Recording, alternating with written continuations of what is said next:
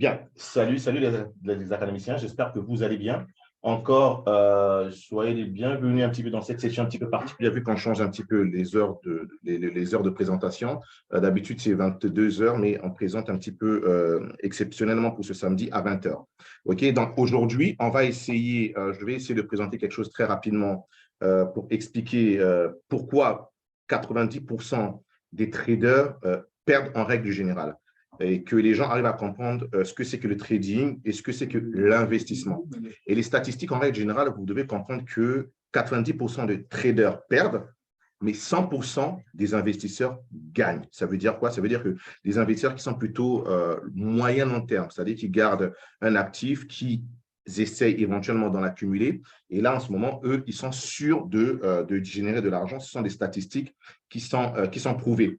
Donc là, on va essayer de se concentrer un petit peu sur les crypto-monnaies. Pourquoi? Parce que c'est vraiment notre cœur de cible, notre cible de cœur.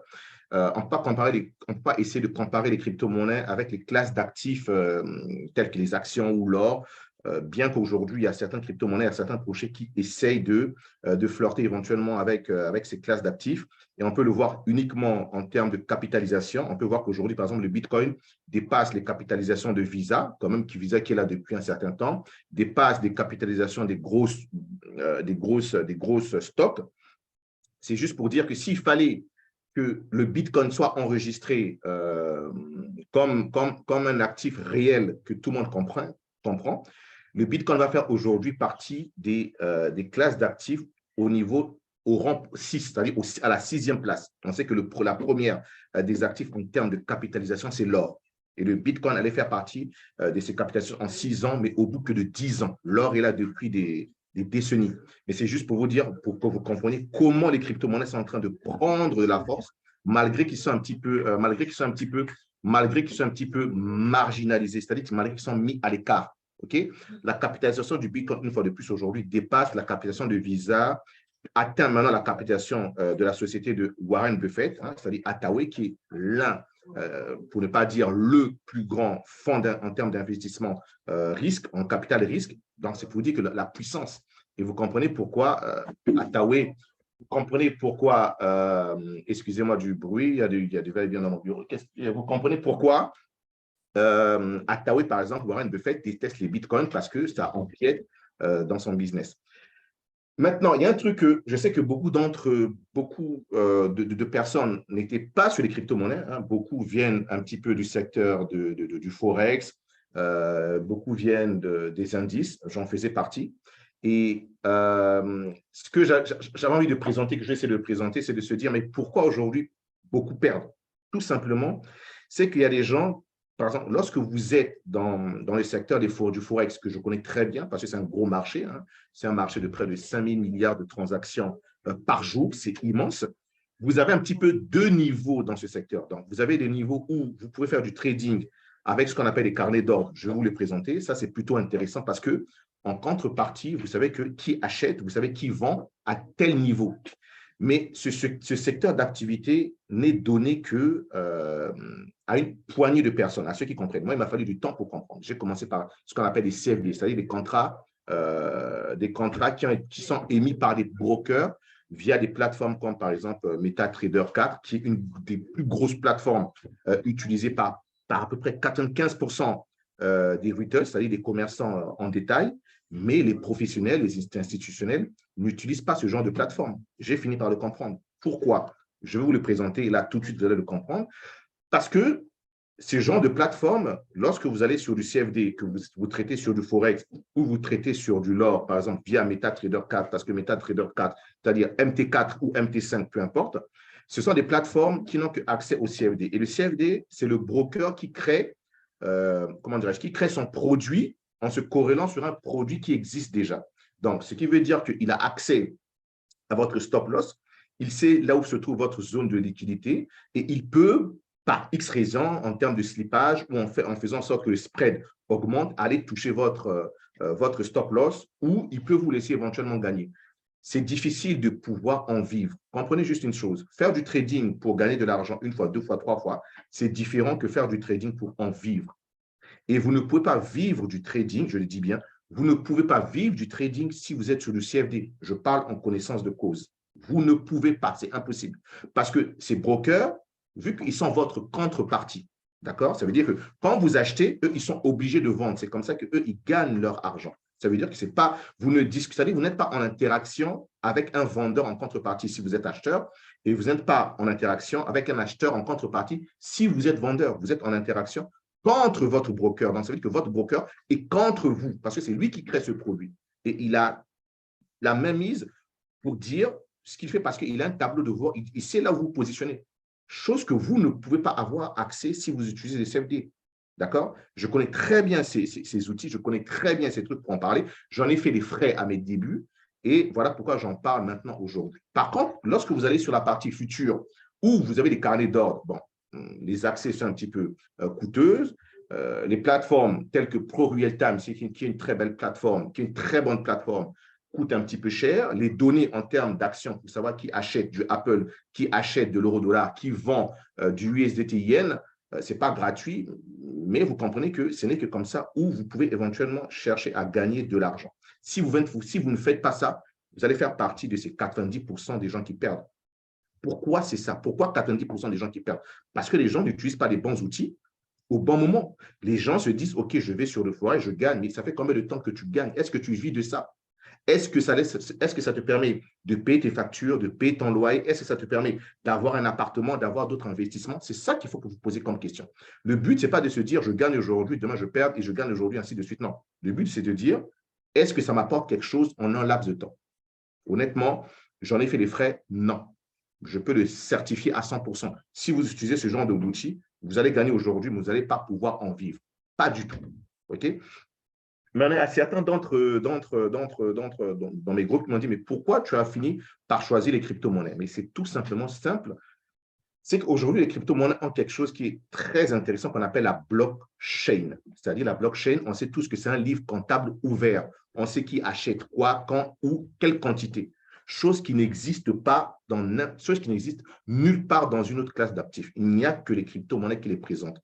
Et c'est ça qui fait la force de la blockchain. La blockchain, vous savez, quand une personne comme Justin Sun, qui est le propriétaire de Tronic, achète, vous savez quand Elon Musk achète, vous savez quelle quantité il achète, vous savez même ses prix de revient quand il achète, vous savez quand il fait du DCA, c'est incroyable, ça n'existe nulle part ailleurs. Si vous êtes sur les CFD, vous ne savez pas qui achète de l'euro-dollar, vous ne savez pas c'est pas possible.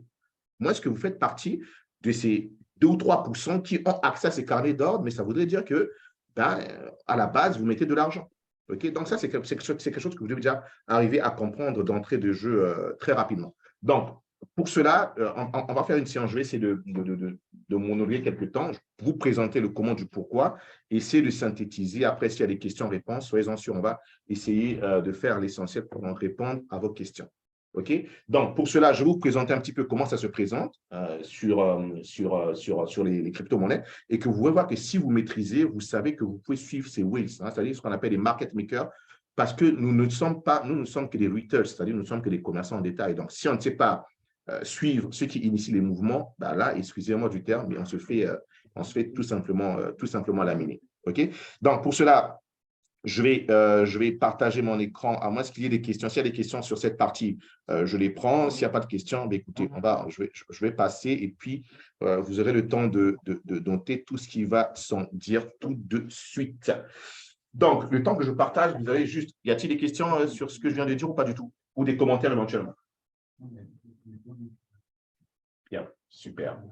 Écoutez, s'il n'y a pas, on va essayer d'aller un petit peu. Je suppose que tout le monde comprend cette notion d'avoir éventuellement, d'avoir la profondeur ou d'avoir qui vous avez en face de vous. Si vous n'avez pas ce genre de choses, c'est qu'en trading, vous faites ce qu'on appelle du casino. Alors, vous savez que le casino, il gagne toujours sur du long terme. Sur du court terme, vous pouvez avoir une ou deux fois le temps de gagner, mais sur du long terme, c'est toujours le casino qui gagne parce que les statistiques, il sait comment les utiliser.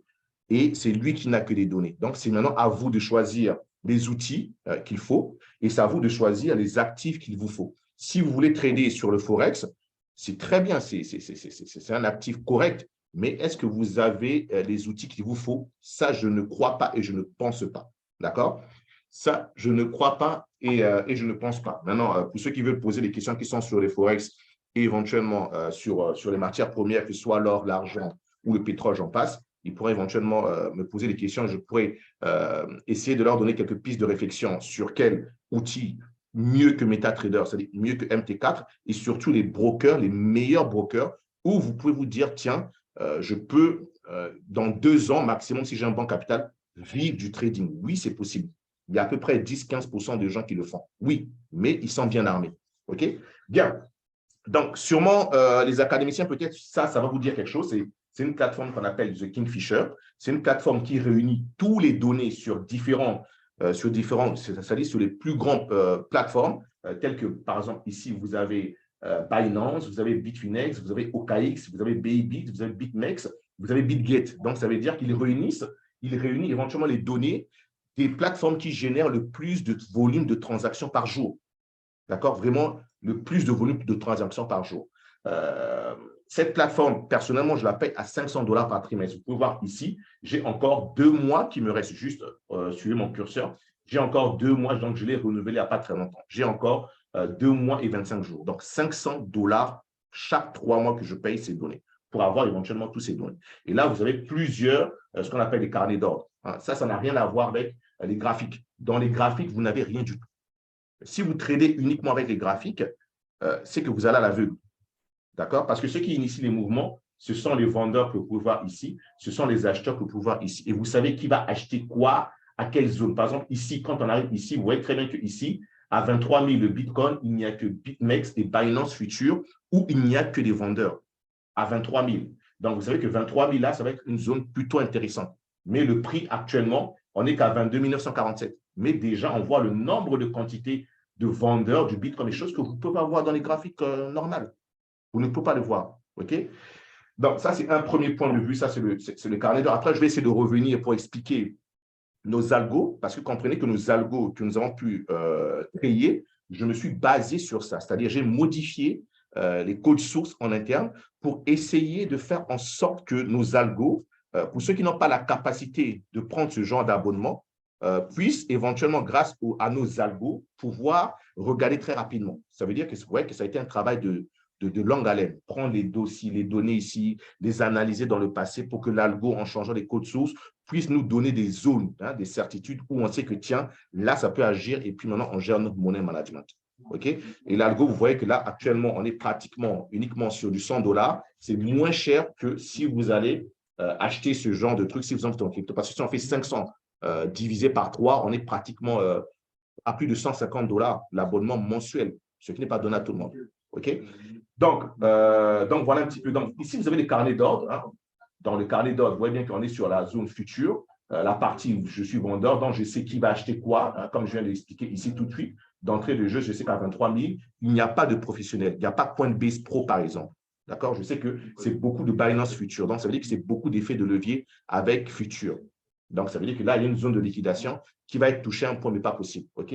Donc, ils sont diffusés sur plusieurs tailles. Et ici, nous avons la partie de liquidation. Donc, cette zone-là, si je mets par exemple sur du Bitcoin et je clique Binance, je mets all leverage, ça veut dire tous les leverages, ça veut dire tous les effets de levier, du plus petit au plus grand, et que je demande un rapport, donc je clique sur l'attest, tout de suite, il me donne un rapport, et en un clin d'œil, je peux voir que sur Binance, j'ai un pic de liquidité à 18 996.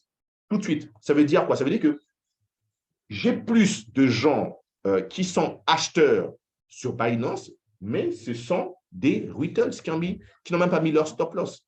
Parce qu'arriver à comprendre la différence entre stop loss et liquidation. Quand on parle de liquidation, ça veut dire que votre portefeuille n'existe plus. C'est ça une liquidation.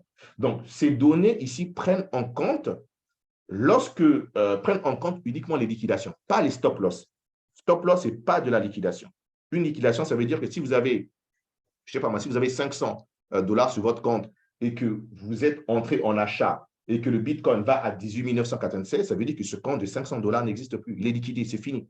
Vous repartez à zéro. C'est ce que veut dire liquidation. Mais stop loss, vous savez que vous pouvez couper cette position si votre analyse est très mal positionnée et du coup, vous avez toujours quelque chose pour rebondir. Donc là, je sais qu'à 18 996, il y a un nombre de volumes qu'on peut voir ici, 78 millions, rien que sur Binance. Si le Bitcoin va là, rien que sur Binance, il y a des gens qui vont perdre de portefeuille sur un volume total de 78 millions, rien que sur Binance. Donc, voilà pourquoi on peut souvent atteindre des liquidations de 1 ou 2 milliards, ce qui est énorme.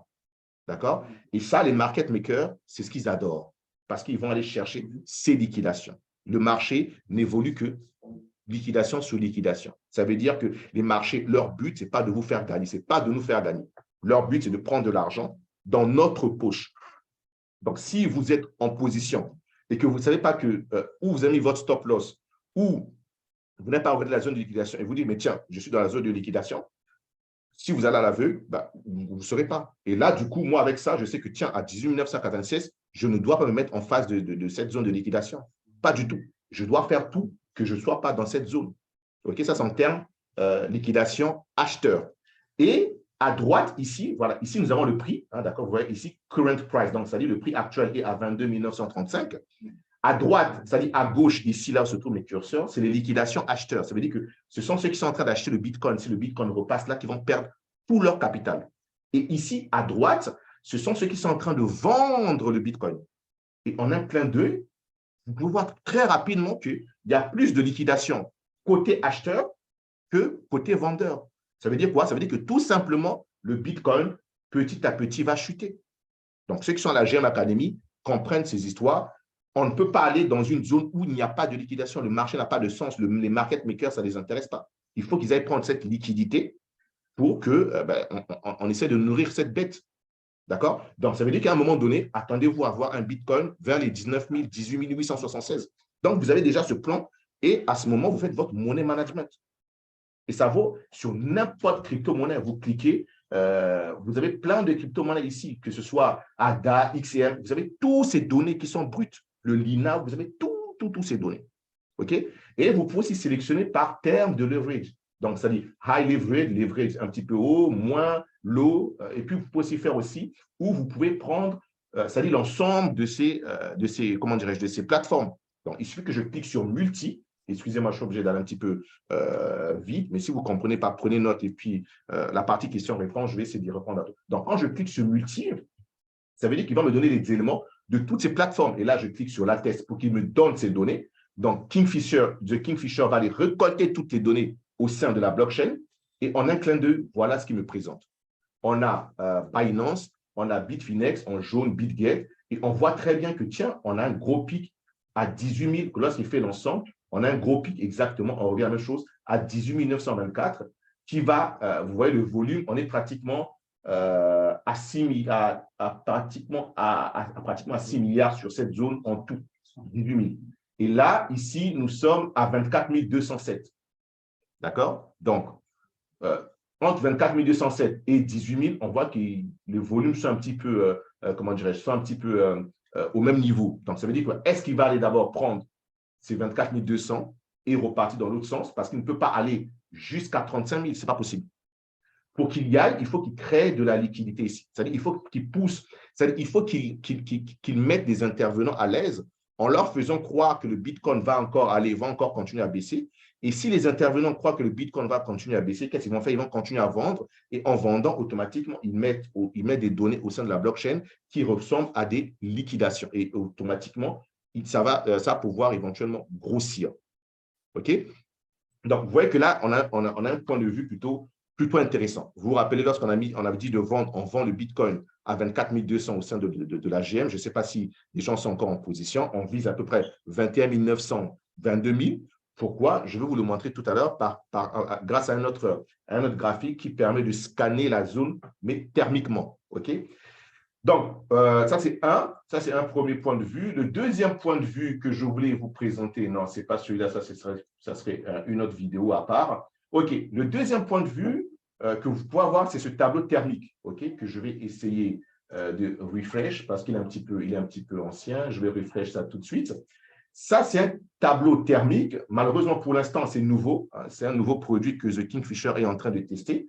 Pour l'instant, on n'a que le Bitcoin et le TH, c'est-à-dire et le Ethereum. Ce qui est intéressant ici, lorsque nous étions exactement dans cette zone, pour voir lorsque nous étions ici dans cette zone, on avait plein de liquidités qui étaient ici. On avait énormément de liquidités qui étaient ici et le marché est allé chercher cette liquidité. Et comme vous pouvez le voir ici maintenant, depuis que nous sommes là, regardez les liquidités. Ici, vous voyez que nous avons un diagramme ici qui va de 0 à 8,80. OK? Et qui va de clair à rose foncé. Le thermique, c'est un petit peu, vous voyez que ici, là, vous voyez que là, vous avez, quand j'affiche là, vous avez le score. Donc, vous avez là, actuellement, j'ai un score qui va de 5 à 6. Et nous sommes pratiquement à 24 130. Rappelez-vous, lorsqu'on a fait The Kingfisher, on avait une liquidité sur l'ensemble des plateformes qui était à 24 200. Vous vous rappelez, sur l'ensemble des plateformes. Et là, lorsqu'on met la zone thermique, on voit que cette zone en rose avec un score intéressant, parce que quand on a des scores à partir de 3, ça veut dire que c'est des scores élevés. OK? Et là, on voit que nous sommes à 24 130, donc 24 130, 24 200.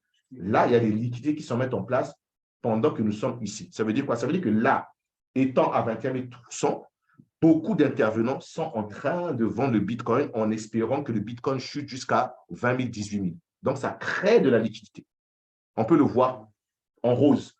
Donc, tôt ou tard, cette liquidité comment dire, les prix vont aller les chercher. Là, pour l'instant, nous sommes sur des scores de 5. Plus le Bitcoin va tergiverser, se mettre en mode range, plus les gens vont vendre agressivement, plus le score va augmenter et se retrouver peut-être avec un score de 7 ou de 8. Et là, le marché va aller chercher cette liquidité, balayer tous ces vendeurs et repartir peut-être vers le sud ou repartir vers le haut et faire en sorte de créer encore de la liquidité en dessous. Donc, vous voyez que là, vous pouvez avoir tout ce que vous voulez en un clin d'œil. D'accord? Là, nous sommes sur le Bitcoin. On va aller chercher rapidement l'Ethereum. On va jeter un coup d'œil très rapidement sur l'Ethereum. Donc, je clique sur la test. Il a le temps de charger. Vous voyez, l'Ethereum, c'est encore pire. Regardez cette zone de liquidité avec un score de 7. D'accord? Ça veut dire que 1656, là, c'est énorme. Nous sommes à un score de 7,4. D'accord? À 1656, disons 1700. Là, actuellement, l'Ethereum est à 1578. Donc, tout le monde est en train de vendre l'Ethereum pour qu'éventuellement l'Ethereum baisse. D'accord? Et là, nous avons ici, dans cette zone à 6,3, c'est-à-dire à 1608, nous avons une première zone de liquidation ici et nous avons une seconde zone qui est en train de se créer ici à 1608. Cette zone va être, ils vont la prendre tout de suite. D'accord? Et ici, vous voyez qu'ici, nous avions une liquidation à 1593. Le marché l'a déjà pris. Hein? Nous étions à pratiquement un score de 7,44, donc pratiquement 8, hein, le score le plus élevé. Donc, le marché a pris ces liquidations acheteurs. Donc, ça veut dire que là, c'était des acheteurs qui étaient en train d'acheter pour viser plus haut. Et là, ce sont des vendeurs qui sont en train de vendre pour viser plus bas. Vous voyez que là, on ne parle même pas de graphique, mais on parle de liquidation qui sont des choses très importantes. OK? Et ensuite, là, je vais essayer de montrer rapidement. Ici, vous avez ce qu'on appelle des founding et des open interest. Bon, ça, les académiciens, on aura le temps de les voir. C'est peut-être des données très intéressantes. On n'est pas encore arrivé dans ce stade. On n'est pas encore rentré dans la phase d'analyser ce qu'on appelle les données en chaîne. On a commencé déjà avec les données techniques et après, on passera aux données en chaîne. Mais ça, c'est plus intéressant. Et ici, ce que j'adore, c'est vraiment ça. Hein, d'accord? Ça nous montre le rapport entre la force entre les acheteurs et les vendeurs en un coup d'œil sur différents time frames qui va de 1 heure à 24 heures. Par exemple, sur du 1 heure, on peut voir que là, actuellement, sur Binance, là, à gauche, ici, vous avez les différentes plateformes. Hein. Vous avez les plateformes centralisées et vous avez les plateformes décentralisées. Et on peut voir qu'effectivement, là, entre les vendeurs et les acheteurs, on a 51% de vendeurs et 48% d'acheteurs sur l'ensemble des grosses plateformes en termes de volume. Ça, c'est du 50-50. Moi, je n'aime pas ça. Moi, j'aime bien lorsqu'on est à peu près à 60%. Lorsqu'on est à 60%, que ce soit long ou short, là, ça devient intéressant. OK? Mais si on passe sur du H4, par exemple, si on passe sur du… fermez vos micros, s'il vous plaît. Fermez vos micros, s'il vous plaît. Fermez vos micros, s'il vous plaît.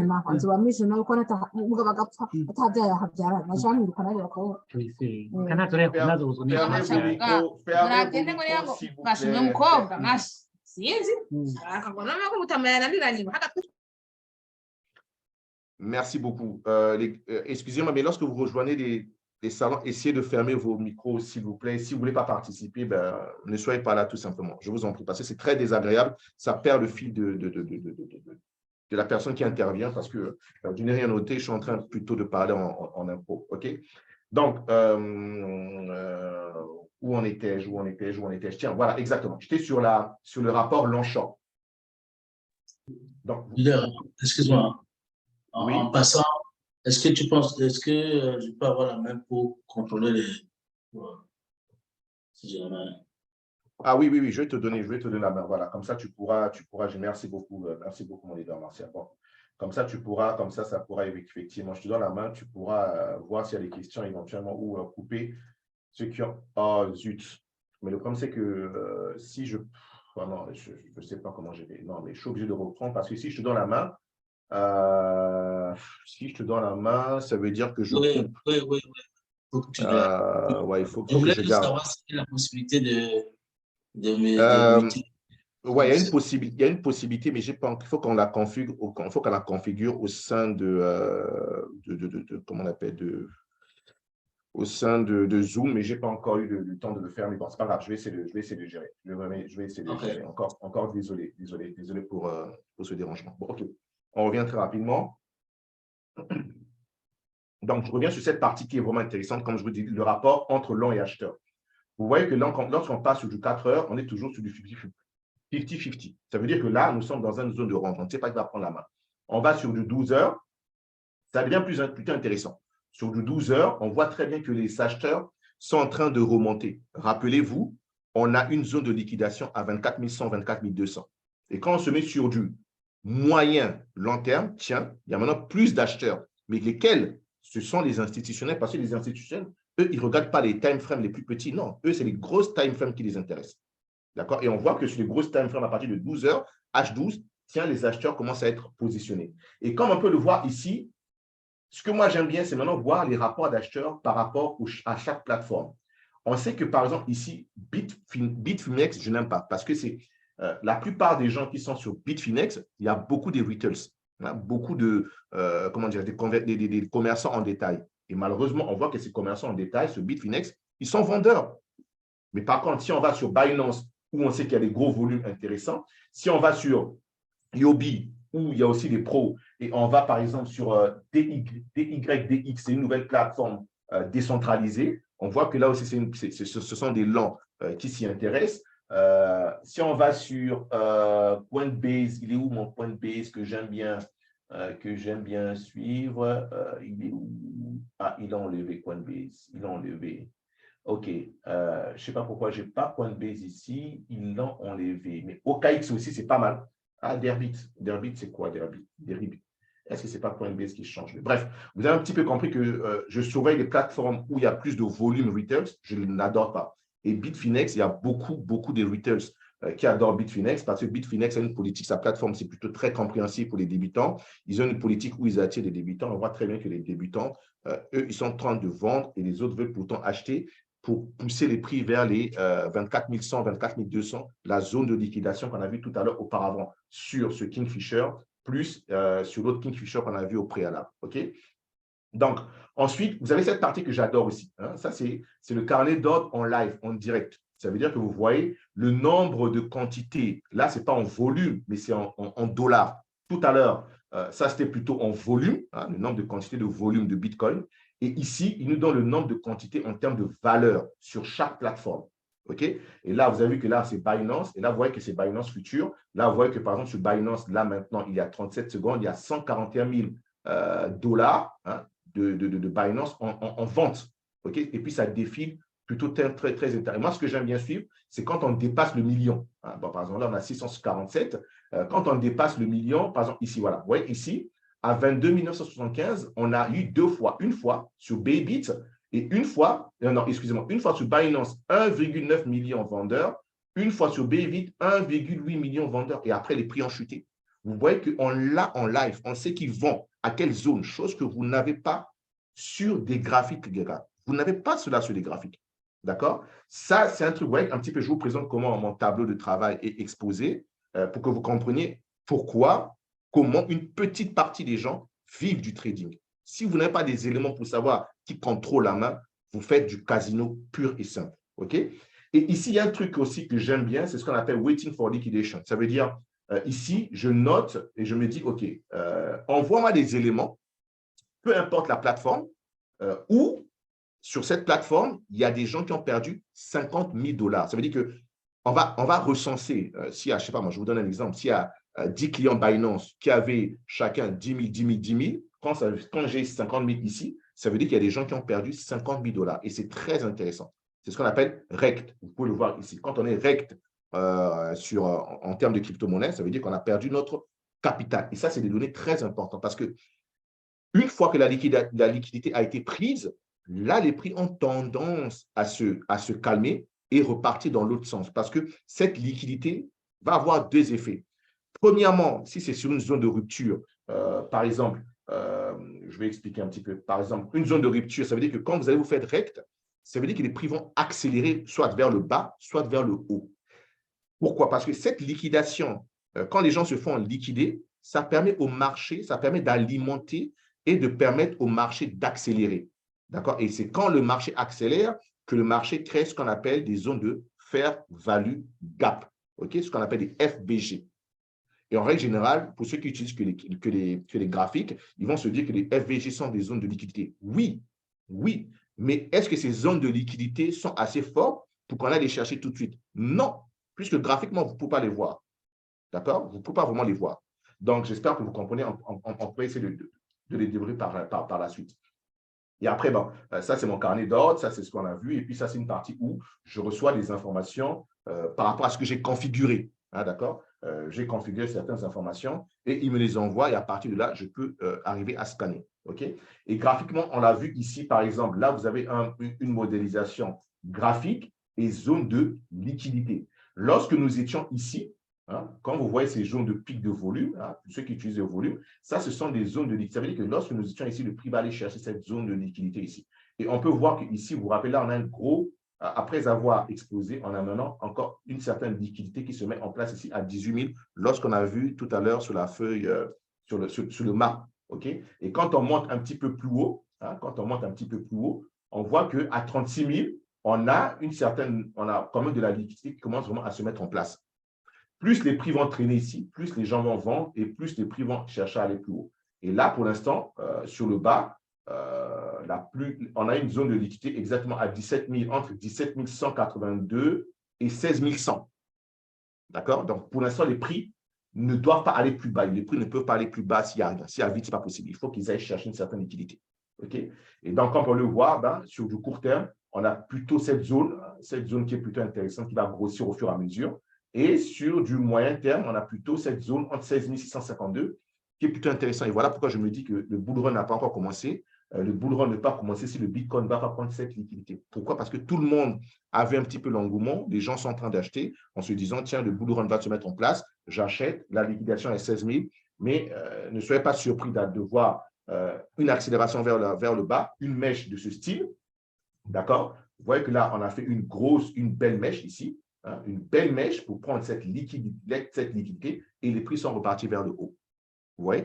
Donc là, si vous faites sortir, vous avez peur, vous dites non, tiens, c'est fini, on a touché là, maintenant, là, c'était la période où les gens disaient que tiens, le Bitcoin va aller à 10 000. Mais sauf que si vous aviez vu ça, vous comprenez cette zone, vous savez que là, vous rentrez parce qu'ils vont aller chercher cette zone qui était déjà là bien avant. OK? Bien avant. Donc, voilà, ça c'est intéressant. Vous voyez, 22 985, 750 000 shorts, ça c'est ce que j'adore. C'est ce que j'aime bien. Quand c'est 500 000, 600 000, 1 million, j'aime bien ce genre de données. OK? Bien, voilà ce que je voulais présenter très rapidement sur ces données on-chain. Hein, d'accord? Je ne sais pas s'il y a des questions éventuellement sur ça, mais c'est juste pour vous dire que ce genre de choses, vous ne pouvez pas, vous n'allez jamais les avoir sur du CFD. C'est impossible. Vous ne pouvez que les avoir. C'est pour dire que ce que j'ai vu, lorsque vous êtes sur du CFD, les brokers ont exactement la même chose. C'est-à-dire que c'est eux leur plateforme. Donc, ils savent là où vous vous situez. Et ce qu'ils font en règle générale, si vous avez 500 ou 1000 $, ben, ils vont faire en sorte que votre portefeuille croît parce qu'ils n'ont pas envie que vous perdiez. Mais le jour que vous allez avoir un gros capital, parce que ça m'est déjà arrivé, je gagnais.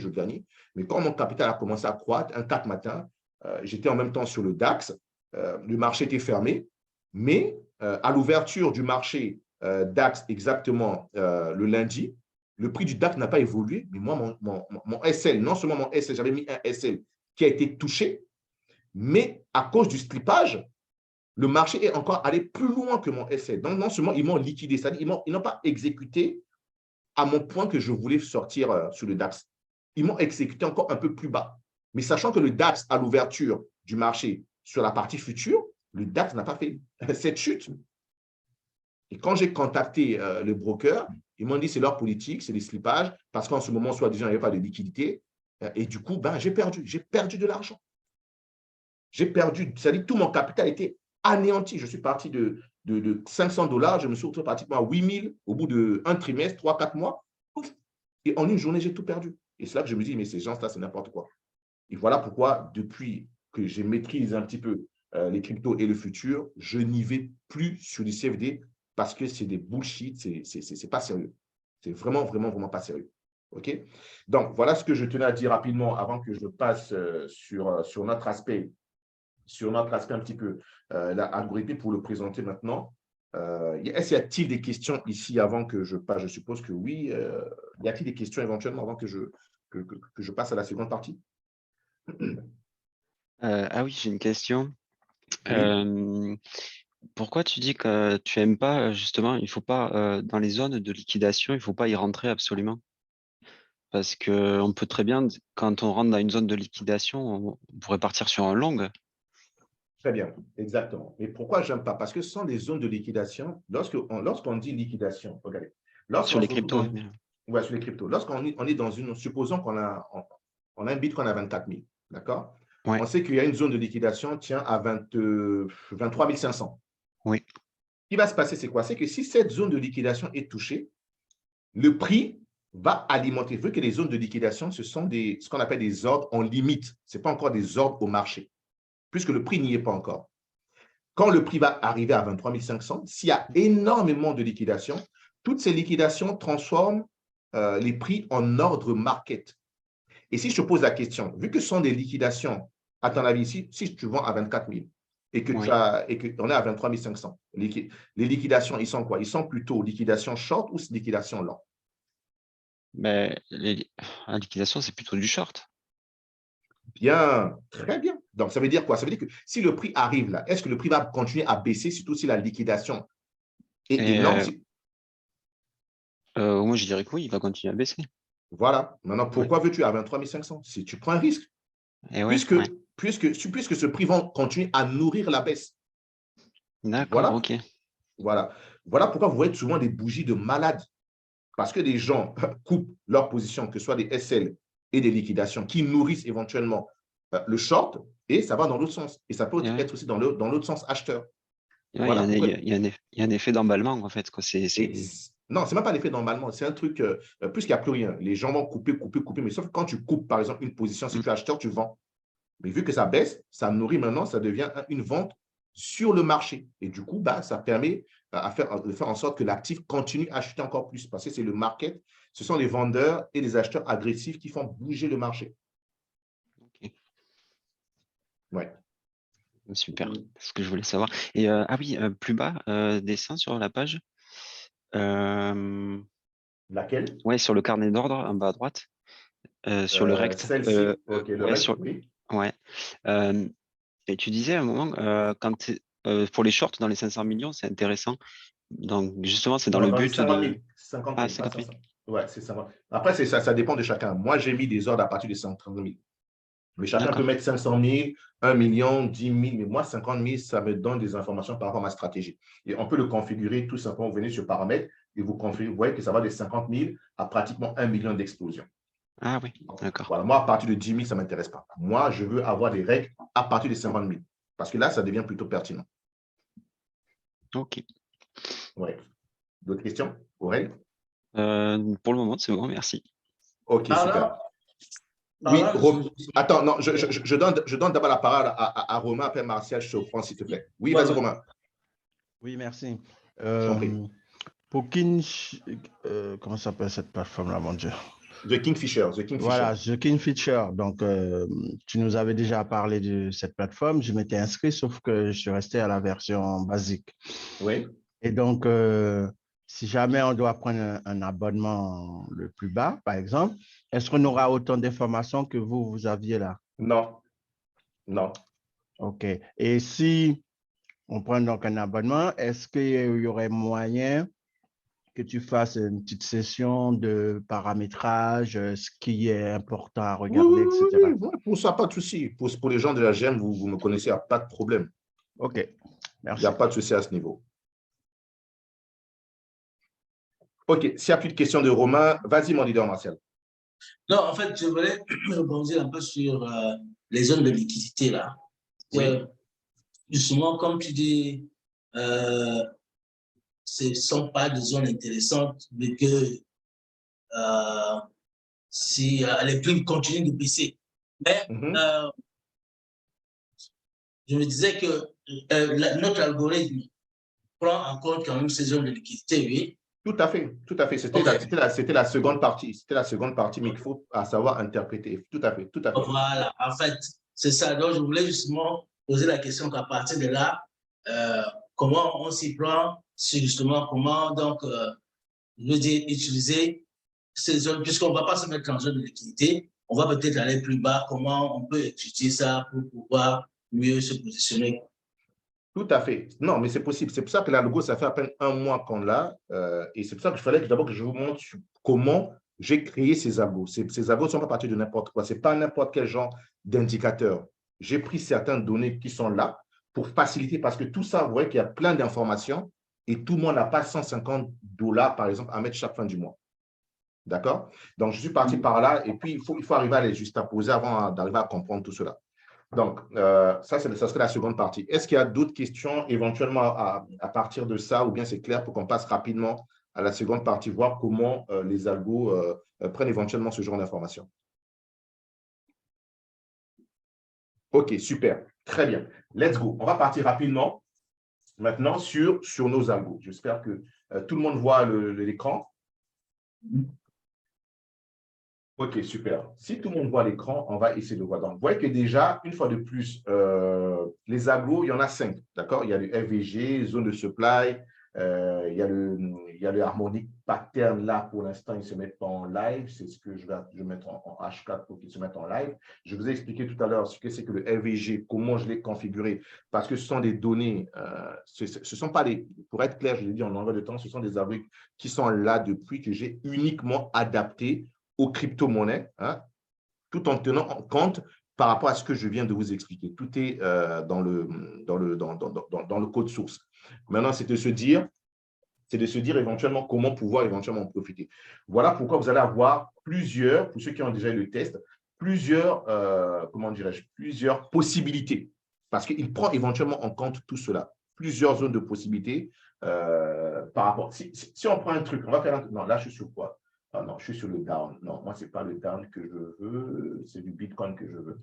On va revenir sur le Bitcoin lorsqu'on était ici, au sommet. OK? On va revenir au sommet et vous allez voir, on en a parlé un peu, ceux qui étaient à la GEM, dans notre Discord, si vous vous rappelez. Très bien, je crois que même c'est Romain. Hein, on avait parlé de plusieurs possibilités. J'espère que tu es toujours vendeur, Romain. Et en ce moment, qui dit vendeur du Bitcoin, vous êtes acheteur des downs, j'espère bien. Parce que là, c'est vraiment cadeau, quoi. C'est vraiment cadeau. Voilà. Donc, on va attendre que ça se recharge très rapidement. Hein, d'accord, on va attendre que ça se recharge très rapidement. J'attends juste que le GMP apparaisse. Très bien, bien, parfait, super. OK, donc, lorsque vous mettez, par exemple, sur du H4 avec nos algos, là, pratiquement, là, sur du H4, on a OK, ça sert à quoi? Je ne me rappelle plus. OK, bref. Sur du H4, déjà, ici, nous avions déjà une zone d'achat. Bon, ici, on a bien vu que sur la zone de BO, les prix ont augmenté. Mais ce qui m'était intéressant, c'est sur cette zone où on était à 24 500. Est-ce qu'on avait des éléments qui pouvaient nous dire que, tiens, si cette zone cède, la prochaine zone, c'est laquelle? On peut la voir ici.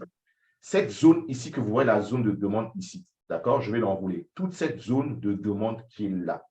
OK? C'est ce que j'ai appelé une zone de demande où il y a énormément de liquidité. Ça veut dire que soit le prix vient rebondir et ça permet de permettre au prix d'aller vers le haut. Mais si cette zone cède, ça va permettre au prix d'accélérer et d'aller encore plus bas. D'accord? Donc, ce sont les zones de demande et les zones de supply. Ça veut dire que c'est là où, en termes de zones, fermez vos micros, s'il vous plaît, je ne sais pas qui a. Donc, cet algorithme de supply et de demande indique éventuellement où se trouvent beaucoup de retails.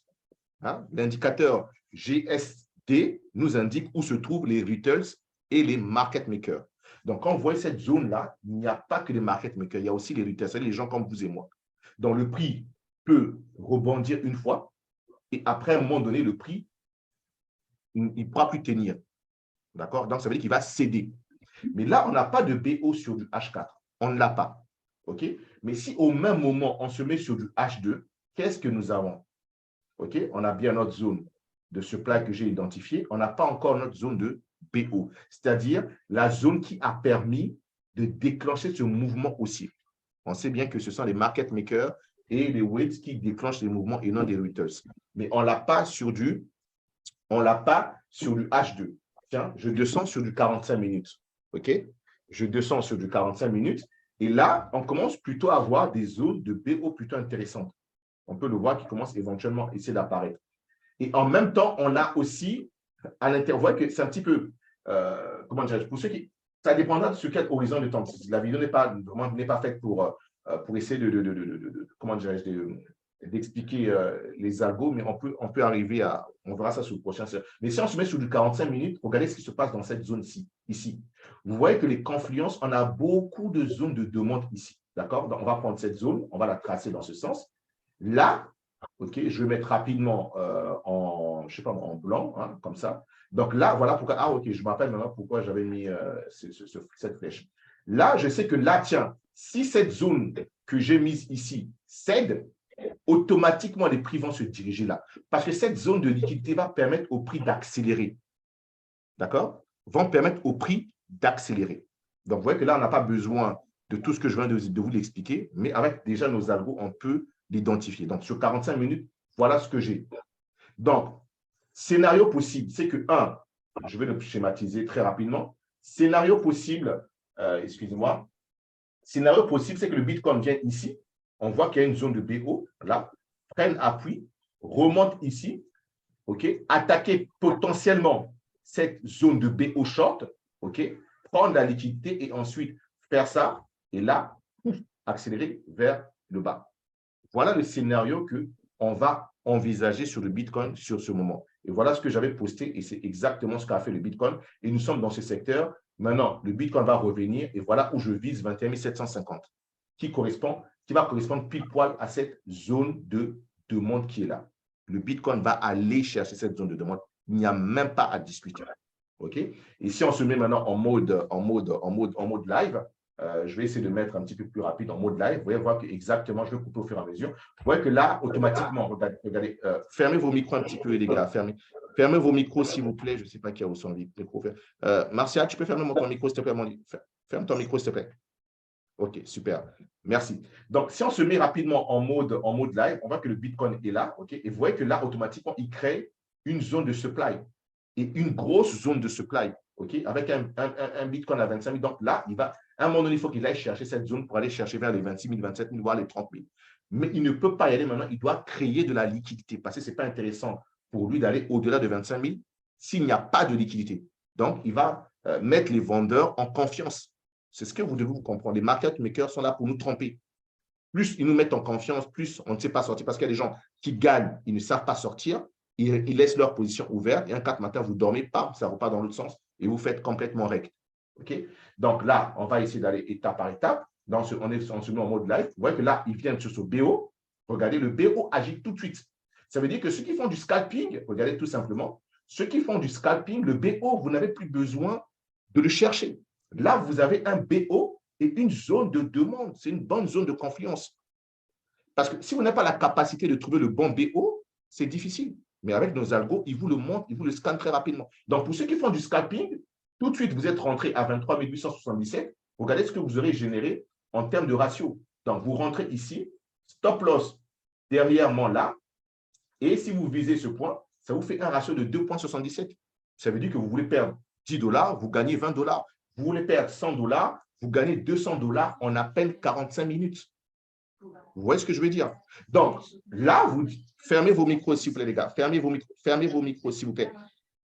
Fermez vos micros, Bernard, s'il te plaît, sois le bienvenu. Ferme ton micro, s'il te plaît. Merci bien. Merci. Donc, vous voyez que là, automatiquement, pour ceux qui veulent faire du scalping, ben, vous savez que ces zones de BO 80-90% de temps réagissent très rapidement. Donc, en termes de scalping, c'est bon. Hein, pour aller faire x2, x3 en même pas 1 heure. Et c'est ce que le Bitcoin a fait. Voilà pourquoi j'ai appuyé ici et éventuellement maintenant chercher ce BO. Vous voyez que quand il chute, je peux revenir rapidement ici. Vous allez voir, regardez le BO short. Vous voyez que là, on n'a pas de BO short. On n'a que ce BO short ici. OK, ici. Mais là, on n'a pas de BO short. Ça veut dire que là, il y a des market makers qui vont initier le mouvement, revenir ici. Ils ont payé pour anticiper le prix. Hein, je vais essayer d'aller un petit peu plus vite. Bon, là, vous voyez que là, c'est en ce moment que le BO se met en place. Le BO short se met en place. D'accord? Ils vont revenir pour prendre ce BO acheteur. Et puis, maintenant, leur but, éventuellement, ça serait de prendre des positions et de liquider. Sachez toujours qu'ils veulent nous mettre un petit peu pour brouiller un petit peu les pistes. Mais ça deviendra un jeu d'enfant si vous savez comment les suivre. Donc là, le BO acheteur est touché et là, le BO vendeur, vous pouvez le voir, est touché. Très simplement. BO vendeur touché. Vous achetez, vous vendez ici et ça vous fait, comme je viens de le dire, un ratio facilement de 4.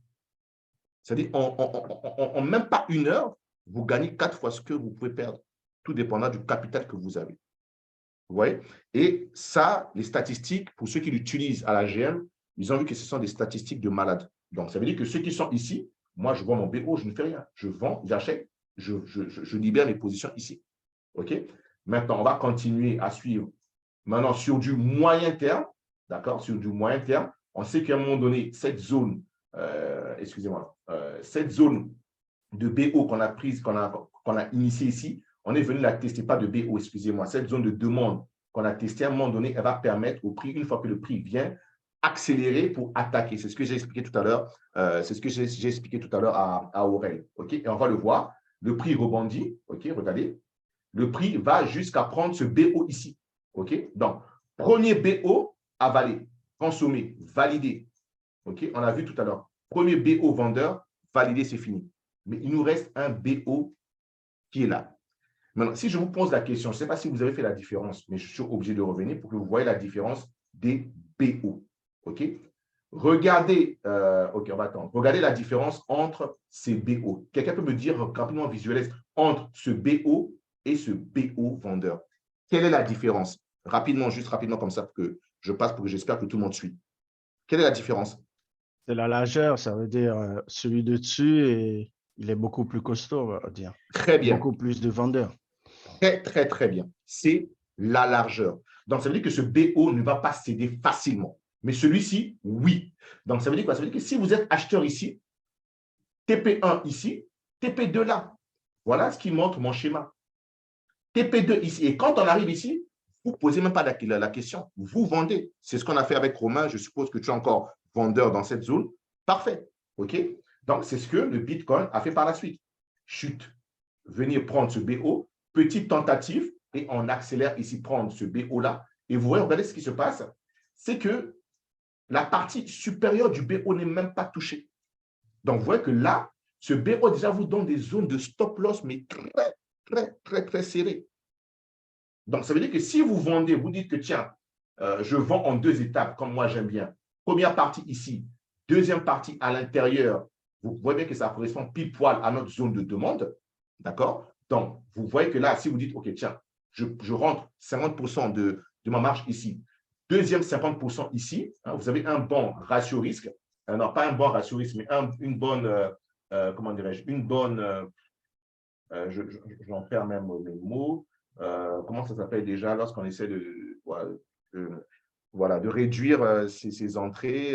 Voilà, un bon prix de revient, d'accord? Parce que vous êtes vendeur là, deuxième vendeur, vous voyez que là, tout de suite, votre stop loss est là. Et là, vous attaquez ce BO. Regardez, vous êtes sur des ratios de 6. De 6. Ça veut dire que vous perdez, vous voulez perdre $10, en contrepartie, vous gagnez $60. Vous voulez perdre $100 et en contrepartie, vous gagnez $600. OK? Bien. Maintenant, est-ce que cela va fonctionner? On va laisser courir. Hein, je vais laisser courir. Et on voit très bien que cette zone bien protégée, hein, on le voit, là, il est touché. Bien. Lorsqu'il est touché maintenant, regardez, lorsqu'il est pile poil touché, vous êtes sorti du marché. Vous sortez du marché. Mais est-ce que vous avez pris en compte éventuellement ce dernier point haut à 25 244? vous devez prendre ce point haut à 25 284. Pourquoi? Parce que si votre stop loss est touché au prix, c'est-à-dire au niveau du départ des market makers, parce que c'est là qu'ils ont commencé. Donc, ils peuvent vous faire sortir. Ça veut dire qu'eux, ils vont mettre le point, comment dirais le stop loss légèrement plus en haut ici. Okay? Donc, ça, c'est le cas de figure où cette partie supérieure de ce BO est touchée. Mais la partie que j'ai mis en jaune, elle n'était pas touchée. Ça veut dire quoi? Ça veut dire que si vous mettez votre stop loss là, sachez qu'en règle générale, un stop loss, c'est un prix d'entrée pour quelqu'un d'autre. Donc, l'idéal serait été que à votre niveau de point stop loss, vous mettez aussi un short limite. Et stop loss, maintenant, vous le mettez un peu plus haut ici. Et vous tentez maintenant en ce moment le coup parce que vous aurez eu un meilleur prix d'entrée parce que votre prix d'entrée serait là. Votre stop loss, on va le voir, regardez, votre stop loss pile poil ici. Et là, rien qu'à ce niveau ici, vous faites déjà un ratio de 9. Donc, vous passez de ratio de 6 à un ratio de 9. Comprenez que le trading, on n'a pas des zones. On peut avoir des points corrects, mais c'est uniquement ce qui fait la force d'un trader, c'est son money management. Vraiment son money management. Et vous n'avez pas besoin d'être devant les écrans, mais vous les programmez parce qu'on a des limites qu'on peut utiliser. Okay? Et par la suite, le Bitcoin, c'est ce qu'il va faire. Il va tergiverser, il va créer des zones ici de demande qui vont être prises. Et par la suite, vous allez voir ce qui va se passer ici. Quand il va arriver, regardez, voilà. Voilà. Quand il va arriver ici, il va revenir. Après, il va accélérer tout de suite vers le bas. OK? Vers le bas. Et vous voyez que là, au fur et à mesure qu'il augmente, il crée des zones de BO qui sont toujours cherchées, qui sont toujours prises. J'espère que tout le monde voit. Hein. J'espère que tout le monde voit. Regardez. Et c'est vraiment important que vous compreniez, que vous voyez comment c'est très visuel. Et voilà. Ici, vous voyez qu'il a créé zone de BO acheteur. Regardez, il crée cette zone de BO acheteur ici. Hein, regardez, un instant, je vais enlever ça pour que tout le monde voit. Vous voyez que là, on crée une zone de BO acheteur. Ça veut dire quoi? Sur scalping, on peut tenter cet achat. D'accord? On va tenter cet achat. Regardez ce qui va se passer. Pic-poil, au moins qu'il touche cette zone où vous êtes acheteur, et il va en même temps rester un petit peu là et crée en ce moment, il crée une zone, ça va trop un petit peu vite, voilà, il crée une zone, étant acheteur, ouais, étant acheteur ici, il crée une zone de BO vendeur qui va aller à un moment donné chercher. Vous voyez ce qui se passe?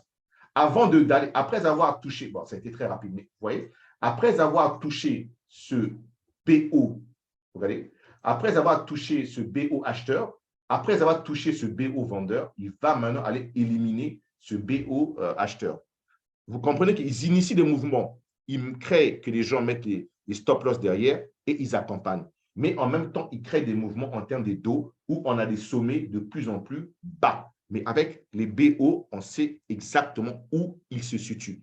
Et on voit très bien que cette zone de BO, ils sont allés chercher cette zone de demande, cette grosse zone de demande qui est en train de s'élargir au fur et à mesure. Et là, c'est intéressant parce que cette zone de demande crée de la liquidité qu'on a vu tout à l'heure. Okay? Et par la suite, c'est ce qui va faire en sorte de prendre les prix de nourrir et de casser et finalement de se retrouver encore un peu plus bas sur la zone qu'on avait pu déterminer vers 23 200. Donc, voilà un petit peu ce que je devais expliquer sur nos algos. On le montre. Et là, je ne parle même pas de l'harmonie pattern parce que justement, les gars, tu viens de sortir oui. le mot. Tu viens de sortir le mot parce que ça me brûlait la bouche là. J'ai dit, quand on voit ceci, on a l'impression, bon, on se rend compte qu'on met, je veux dire, les BO, on les met en priorité dans notre mouvement. Et ça veut dire qu'à chaque fois qu'il va toucher un BO, que ce soit en bas ou que ce soit en haut, on va s'attendre forcément à une réaction contraire. Ça, non? Ouais. Attends, Ah oui, excuse-moi, j'arrive. Ok.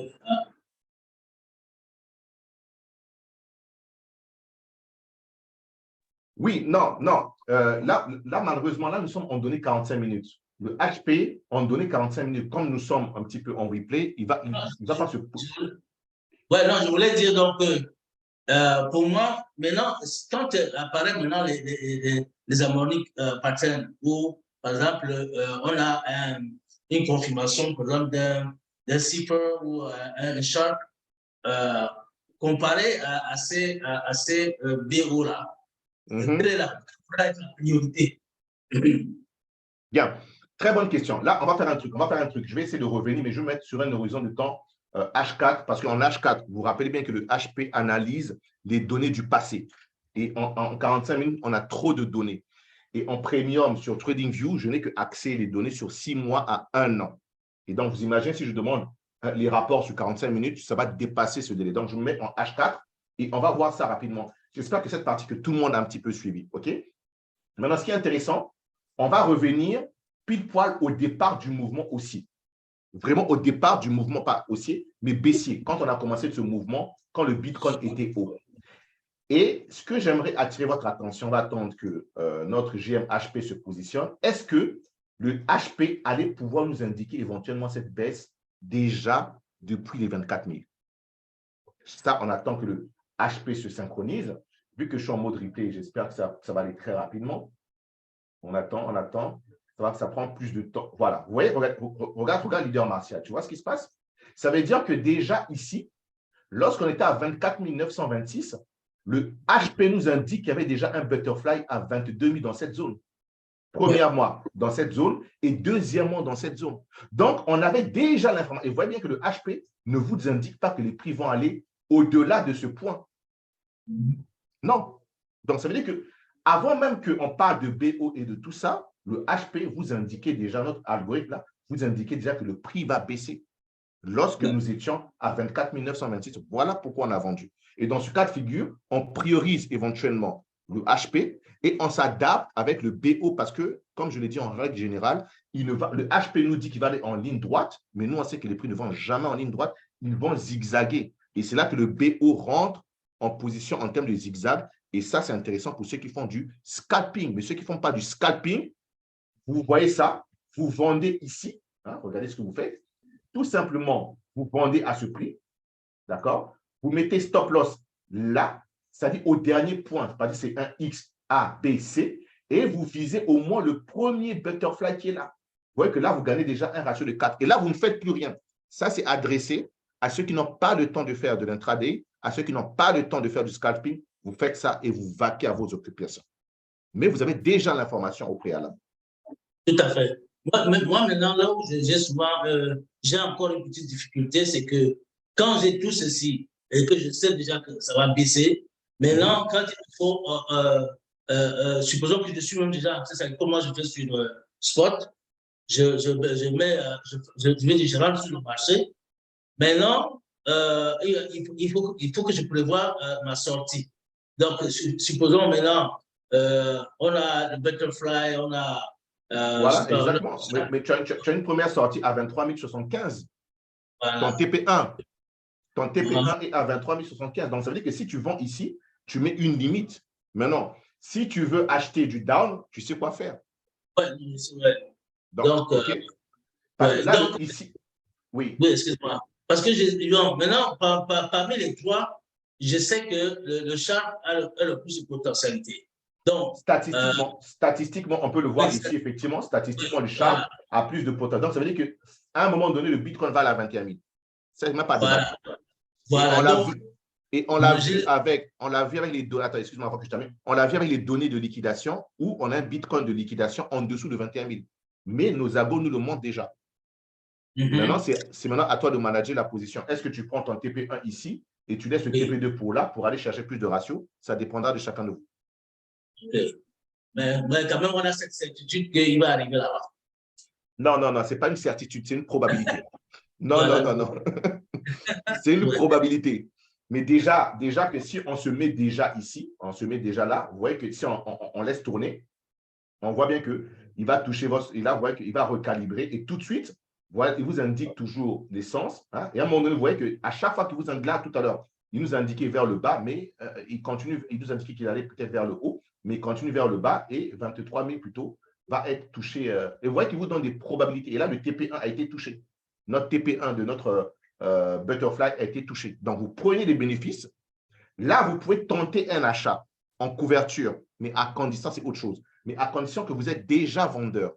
Pourquoi? Parce que vous savez que, bon, ça, je m'adresse à ceux qui font de l'intraday, on peut le voir ici. Donc, ça veut dire que les prix peuvent remonter jusqu'ici avant d'aller dans ce sens. D'accord? Mais pour ceux qui n'ont pas le temps, TP1, vous prenez les bénéfices, stop loss à BE, et vous vous en foutez, vous attendez maintenant votre TP2 ici. Mais pour ceux qui font de l'intraday, vous utilisez maintenant les BO éventuellement ou les zones de demande pour essayer de vous mettre maintenant acheteur, d'avoir 2 positions ouvertes, vendeur et acheteur, pour profiter de ce prix, tout en sachant que le TP final doit nous emmener à 20 000 au niveau de ce potentiel crabe ou de son potentiel chiffre qu'on avait vu ici. Et on voit bien que ça coïncide pile poil à cette zone de BO qui a permis au prix d'aller encore un peu plus haut. Donc, vous voyez, il y a plein de... Je voulais quand même me permettre, tu vois, un peu, de me dire, bon, parce que comme je dis encore une fois, plus je suis sur Spot, j'essaie de me permettre cette liberté de dire, bon, OK, comme la tendance est à la baisse, même si je prends les profits je veux dire, à mi-chemin, j'ai la certitude qu'il va, bon, la certitude, la probabilité est grande qu'il arrive vers le bas. Donc, je laisse tourner, je laisse continuer, je veux dire, jusqu'à ce que j'atteigne, enfin, que l'actif atteigne le bas. Bon, maintenant, est-ce que, ma question serait de savoir, est-ce que c'est une bonne stratégie? Est-ce que c'est une bonne stratégie ou pas? Oui, mais c'est une bonne stratégie. Mais là, on est d'accord, là, on parle des down parce que tu ne peux pas vendre sur Bitcoin sur Spot. On est d'accord. Oui, bien sûr, je suis sur le down. Oui, c'est une bonne stratégie. Oui, c'est une très bonne stratégie. Mais tout en sécurisant tes bénéfices. Ouais. Tu vois, tout en sécurisant tes bénéfices.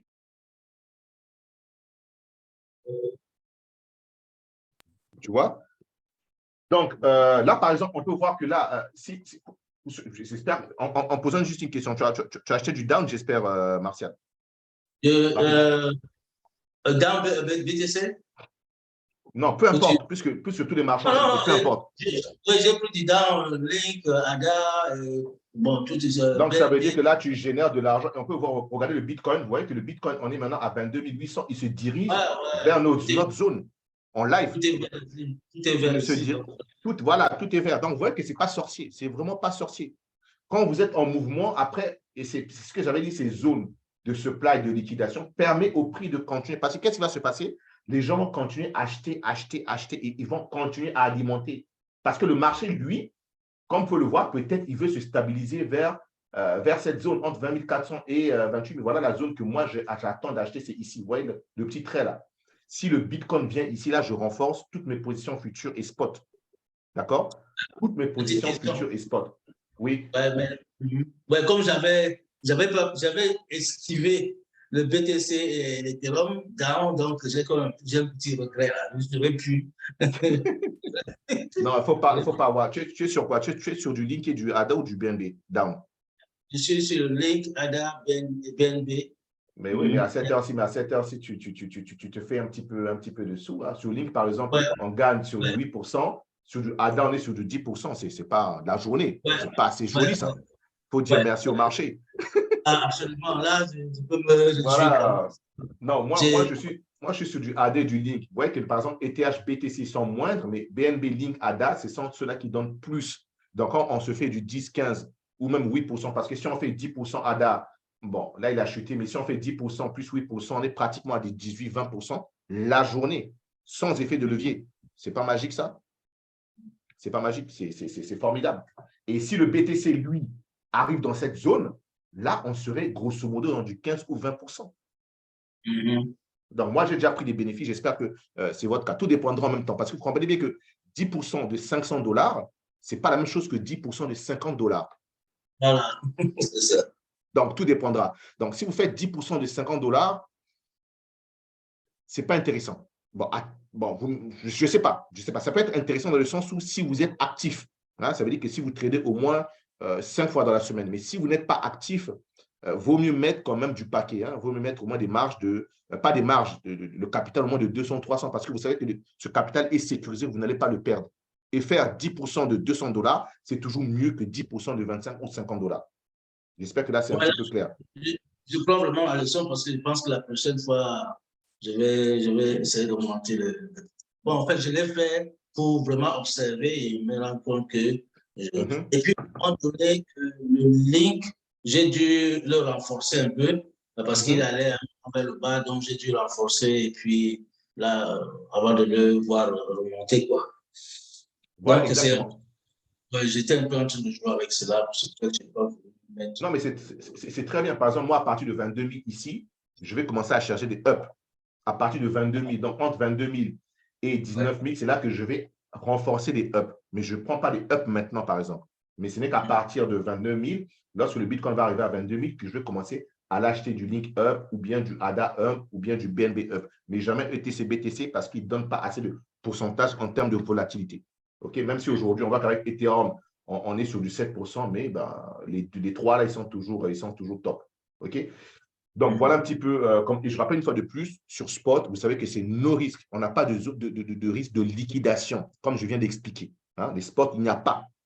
Donc, notre capital, si on le sait bien le traiter, on rentre très bien et on renforce, on est plutôt bien positionné. OK? OK. J'ai une question. Pardon. J'ai une question. Mais Oui. le down et le up, on est quand même en levier. Levier, mais sans être en levier. C'est levier vraiment naturel parce que ce sont des ETF au fait. Ah, d'accord. C'est-à-dire, Ok. voilà, c'est pas un levier comme classique, c'est-à-dire où on donne une marge. En temps normal, lorsqu'on fait de levier, ça veut dire que la plateforme nous prête de l'argent. Et pour que la plateforme nous prête de l'argent, on doit donner des collatéraux, c'est-à-dire on doit donner un gage, on doit donner des gages. On doit mettre 100 $ par exemple pour prendre Une X garantie. effet. Une garantie, exactement. Voilà le mot que je cherchais pour bien. Mais chose qui n'existe pas sur Spot7 et le filet de levier est déjà inclus parce que c'est un ETF. D'accord. Ok. Voilà, pas besoin de gage, pas besoin de garantie et du coup, il ne prend pas en compte la liquidation. Et j'ai une autre question. Après, bon, c'est tout nouveau, l'algo pour. Je l'ai découvert la semaine dernière. Et Oui. mais c'est quoi BO? Enfin, je vois. BO, c'est block order, c'est-à-dire c'est la zone Ah oui. qui nous montre, voilà, ce qu'on appelle les block order en général, qui nous montre exactement où les market makers initient leur mouvement. On sait que, par Ok. exemple, vous allez voir toujours les BO sont suivis de forts mouvements. D'accord? Et Ouais. là, on sait très bien que ce ne sont pas des tweeters, c'est-à-dire ce n'est pas vous et nous qui avons, vous et moi ou vous et nous qui avons initié Oui. ce mouvement. Non, ce sont les grosses mains. On sait très D'accord. bien. Et en règle générale, lorsque les prix ont tendance à revenir dans ce secteur, ils Oui. prennent appui et ils explosent par la suite. D'accord. Et c'est Mais voilà. et, Oui, ah oui, en termes de probabilité, oui, c'est plus probable qu'il y ait un fort rebond dans cette zone BO. Mais ça. 80%. Ah ouais, quand même. Ah Énorme, ouais. ouais. Ah ouais, c'est énorme. 80%. Pour ceux qui le testent, il y a des gens qui le testent, c'est incroyable. Et C'est une tuerie. ah oui, c'est clair. Mais dans cette zone justement de BO, ce que j'ai pas trop compris tout à l'heure, Mhm, tu disais que justement quand on arrive dans cette zone-là, on peut faire du scalping. mhm, mhm. Mais généralement, c'est justement qu'il va y avoir un fort mouvement dans cette zone. Alors comment on peut scalper vraiment dans cette zone, je crois. Mais c'est exactement, on va profiter de cette zone. Est-ce qu'on peut avoir on va profiter de cette zone. Je vais essayer de revenir sur là parce qu'on avait pas mal de BO qui étaient là tout de suite pour que tu le. L'avantage de TradingView, c'est qu'on peut se mettre vraiment, on peut se mettre en mode live. On attend juste que non, je ne suis pas au bon moment. Je vais montrer ça tout de suite. J'attends que ça se recharge. Vas-y. Je vais présenter. Non, il faut que je revienne un petit peu. Ah non, il faut que je mette en 45 minutes. C'est pour un H4, c'est en 45 minutes. Et je me mets là. Parfait. Bien, très bien. Je me mets exactement là. Très bien. OK, voilà. Par exemple, là, Aurel, tu peux voir que là, le Bitcoin, il est à 24 893. OK? Là, si on prend ce BO, ce premier BO, OK, donc ça me pousse de revenir encore un peu plus loin. Regarde ce qui va se passer. Lorsque le Bitcoin arrive à 24 691, toi, tu as envie de te dire, tu dis, mais tiens, ça va fusionner. Donc, c'est là où on parle de FOMO. Tu dis, non, toi, tu connais comment ça fonctionne. Donc, toi, l'idée, ça serait d'attendre que le Bitcoin revienne dans cette zone. Donc, grosso modo, tu vas essayer d'élargir ton point d'entrée à ce niveau-ci. OK? Là. Ouais. Pour faire en sorte que ton SL, ton stop loss, parce que là, déjà, ça définit ton stop loss, que ton stop loss soit exactement là. Donc là, toi, tu n'achètes pas, tu ne paniques pas, tu ne FOMO pas, tu attends. Donc, ça veut dire que si les prix reviennent ici, toi, là, tu rentres pour viser ce BO. OK? Et si tu le fais, Et si tu le fais statistiquement, regarde en termes de probabilité de gain, regarde ce que tu peux générer en termes de scalping, tu es dans un ratio pratiquement à 4. OK? Ouais. Et là, maintenant, si on laisse couler, je vais juste taper pile poil quand le prix va revenir. Tu vois que là, le prix revient, le prix ne va pas tout de suite. Mais le prix, voilà, il te permet de rentrer à ce moment. Et là, voilà, tu vois, et là, tu es rentré et là, tu es sorti. C'est fini. Tu vois, Ah ouais. il touche pile poil le BO, tu sors. Et tu rentres une fois, tu sors. C'est une mèche en plus, c'est dingue. Quoi. Mais Ouais. non, c'est plus que dingue. C'est plus que dingue, c'est incroyable. Ouais. C'est incroyable. Et là, dès que tu sors, tu fais la même chose. Là, tu sors, tu vises encore ce BO, tu vas encore gagner sur les deux numéros, sur les deux cas. Ah, c'est génial. Après, là, c'est vrai qu'il faut être hyper réactif. Quoi. Non, mais là, non, tu Allô. mets tes limites. Tu mets tes limites. Tu n'as même plus besoin d'être réactif. Quand on est ici, tu mets tes limites Et tout de oui. suite. Le marché te fait exécuter. Et tu mets ton limite short ici, tu es sorti. Et tu fais ainsi de suite, va et vient, ainsi de suite, jusqu'à ce qu'à un moment donné, tu sais que s'il touche une fois, deux fois, la troisième, la quatrième fois, c'est que ce BO va sortir. Pourquoi? Parce qu'il cherche à créer ce que ces gens font, hein, ce que ces gens font. Ils vont créer, excusez-moi, Karim, excusez-moi.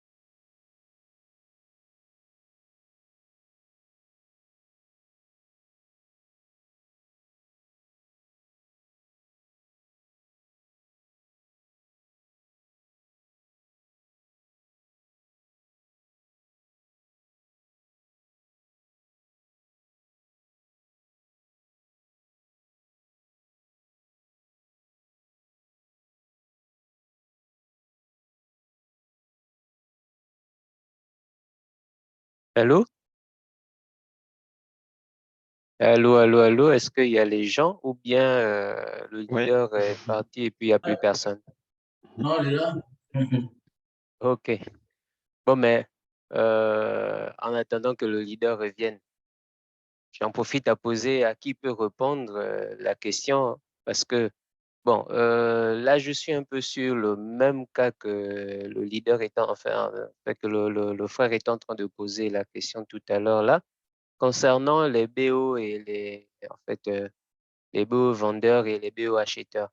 Bon, euh, je viens de comprendre que le leader a dit tout de suite qu'on peut mettre des stop loss et autres. Mais bon, qu'à cela ne tienne, comme on est encore en train de découvrir comment fonctionnent ces BO-là, moi, souvent, j'avais remarqué deux fois quand je suis sur du 45 ou du 30 minutes que parfois, le prix peut partir du bloc order acheteur vers le bloc order vendeur. Mais parfois, il effleure seulement ou bien il touche à peine la première ligne en pointillé. Il ne rentre pas totalement et après, il redescend. Et quand il redescend vers encore le BO acheteur. Et puis, lorsqu'il descend là, il rentre, deux fois, c'est juste un petit bout de la mèche qui rentre et après, ça remonte. Bon, lorsqu'on fait du scalp, est-ce qu'on peut vraiment s'en sortir comme ça ou bien il faut attendre que le BO ait touché complètement? En fait, il faut attendre que les prix soient complètement remontés et toucher le BO, par exemple, vendeur ou encore le BO acheteur pour initier. Si, par exemple, je veux acheter, il faut attendre que je sois complètement à l'intérieur, en fait, que les prix soient complètement à l'intérieur et commencer à acheter pour remonter et attendre que les prix soient complètement à l'intérieur de la zone en fait, du BO vendeur pour redescendre. Parce qu'en fait, c'est ce mouvement-là, c'est ce va-et-vient-là. Ça monte, ça va taper le BO vendeur, par exemple, et puis ça redescend pour taper le BO acheteur. C'est un Ah, peu ok. ça. Ah, ok, désolé, vraiment, vraiment, vraiment désolé, c'était un petit peu sans mes gosses là, qui viennent d'arriver. Et malheureusement, je n'y peux rien, je ne peux pas aller. Donc, je ne sais pas ce que vous êtes en train de dire, mais bon, vous comprenez un petit peu, on a un petit peu testé pour Aurel pour qu'il essaie de vérifier en termes de scalping. Là, nous sommes sur du 45 minutes. Bah, imaginez si vous allez sur du 5 minutes, mais 45 minutes, c'est déjà plutôt bien. Donc là, vous ne faites même plus de l'analyse technique. Vous n'avez même plus besoin d'identifier les zones. Vous avez déjà ces zones. OK? Là, vous avez vu, vous achetez, vous vendez ici, vous prenez des bénéfices, tout en sachant que si vous mettez sur du H4, rappelez-vous que sur du H4, on avait déjà, comment dirais-je, un plan détaillé que le prix allait plus bas.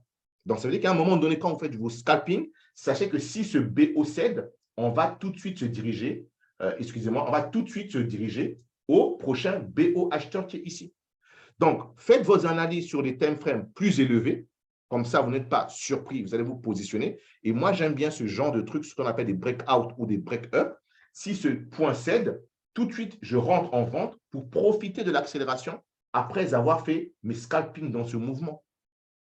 D'accord? Bon, moi, j'ai le temps. Hein. Pour ceux qui peuvent se dire, OK, je sais pas, vous êtes en vacances d'une semaine, vous avez un week-end pour le faire. Bon, week-end, ça ne bouge pas tellement trop, mais ceux qui sont, par exemple, aux États-Unis, vous avez comment dirais-je, les horizons de temps qui correspondent aux horizons de temps asiatiques, mais en 4-5 heures, vous pouvez faire des mouvements très intéressants du 5 minutes, parce que sur du 5 minutes, c'est exactement la même logique. Et si vous prenez des crypto-monnaies qui sont encore plus volatiles, telles que le ADA, telles que le Link, telles que le Alice, vous allez pouvoir générer très facilement, je dis bien très facilement, entre 10 à 50 dollars en 4 ou 5 heures. Donc, faites-le en un mois.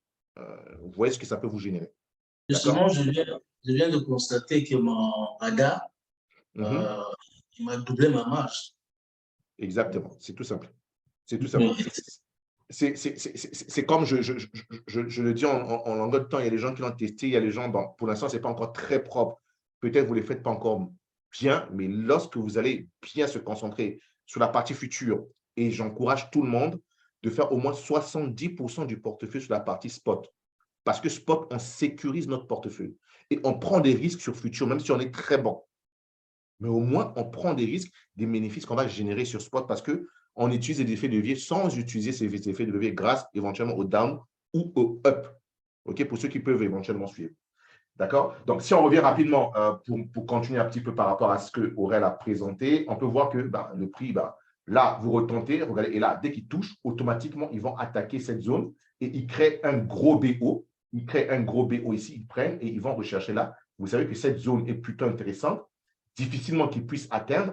Et là, lorsque vous voyez ce genre de choses, que le prix est en train de mettre du temps ici et que la zone de supply est en train de se renforcer et qu'au niveau du GSI, on a des sommets de plus en plus bas et qu'on s'écarte sur la zone de surachat, les probabilités que le prix va casser cette zone devient de plus en plus forte. D'accord? Vous voyez que c'est tous ces éléments que nous sommes obligés d'analyser pour avoir vraiment le bon timing. Ça répond à ta question, Aurélie? Ou bien tu as d'autres questions? Non, c'est super. C'est ce que je voulais savoir. Impeccable. Super. D'autres questions? Oui, moi, leader. Oui, Emma, dis-moi En fait, tout. tout à l'heure, quand tu es arrivé, j'étais en train de parler de lorsqu'on est sur du 45 minutes et quand on t'escale, par exemple. Bon, ce que j'ai remarqué, c'est que parfois, comment on appelle, les block orders, que ce soit le vendeur ou l'acheteur, parfois, le prix, en fait, les prix montent et ils effleurent seulement la ligne. Voilà, un peu comme là, par exemple, reviens un peu sur ta droite, légèrement encore, sur ta gauche plutôt. Sur ta gauche. Bon, là, tu as dépassé. Attends. Tu me dis ça. Tu Oui, parles là, un BO vendeur? voilà, là, oui, justement Oui, là. mais regarde ce qui se Là, passe. par Mais exemple, il ça a touche. effleuré seulement. Mais il la touche. Exactement, il la touche. Oui, il la touche. Mais Mhm. donc, quand il la touche comme ça, Oui, après, on voit qu'il redescend oui. pour, je crois, venir. Bon, là, il vient chercher cette zone de demande et de supply, mais sauf que quand il vient Ici, oui. chercher la zone de demande de supply ici, normalement, au départ, il y avait d'abord un BO vendeur, un BO plutôt acheteur. Mais qu'il avait déjà Donc, consommé. voilà, qu'il avait déjà consommé. Bon, mais, OK. mais avant ça, en Il est fait, là, le truc, ce c'est BO. Oui. voilà, il est là justement. Le truc, c'est Mhm. que quand, bon, moi, souvent, souvent je n'initiais pas de vente lorsque, par exemple, il part de là où il est là, à l'achat, pour Mhm. monter jusqu'au niveau là où il y a le BO vendeur qui va apparaître. Et lorsque le BO vendeur apparaît, Mhm. j'ai remarqué, comme on a remarqué tout à l'heure, il effleure seulement la première ligne, mais il ne rentre pas à l'intérieur. Et moi, souvent, ce que je fais, c'est que j'attends d'abord que les prix rentrent complètement avant de pouvoir initier la vente. Maintenant, là, ce que je remarque, c'est que généralement, deux fois, il vient, il effleure seulement, après, il redescend, recherche encore l'OBO. Et comme on peut remarquer là, l'OBO acheteur, des fois, il descend, la mèche rentre seulement légèrement, il ne va pas toucher, par exemple, Légèrement. la deuxième ligne, voilà. Exactement. Et après, ça Exactement. repart. Bon, moi, souvent, à Exactement. ce niveau, ça m'embêtait un peu parce que moi, j'attendais qu'il rentre complètement, comme on voit la flèche verte ici, dans le BO acheteur ici. Le BO Celui-ci, acheteur en oui. bas, voilà, tu vois, il y a la flèche verte qui est complètement à l'intérieur. En fait, il y a la bougie verte plutôt, qui est Qui est à complètement à l'intérieur. l'intérieur. Voilà. Et Bien. moi, c'est souvent ce que j'attendais. Et parfois, quand j'attends comme ça, bon, Tu n'es ça pas fait des va-et-vient exécuté. comme ça. Voilà, les trucs ne sont pas exécutés. Voilà, le prix part et puis tu regrettes, tu dis, mais zut, il ne m'a pas pris. Voilà. Voilà. Non, mais je sais. C'est souvent Mais, un peu ça. mais c'est pour ça que ce que vous devez retenir uniquement, c'est le dernier. Lorsqu'on est en mode achat, ce que vous devez retenir, c'est le dernier point BO ici. Parce que c'est ce BO qui permet éventuellement de mettre votre stop loss. Éventuellement, vous mettre votre stop loss. D'accord? Donc, si on revient, par exemple, vous voyez que là, on a eu un BO, mais lorsqu'on a touché, je vais revenir très rapidement, ce n'était pas la séance d'aujourd'hui, mais bon, je ne vais pas vous laisser sans réponse rapidement.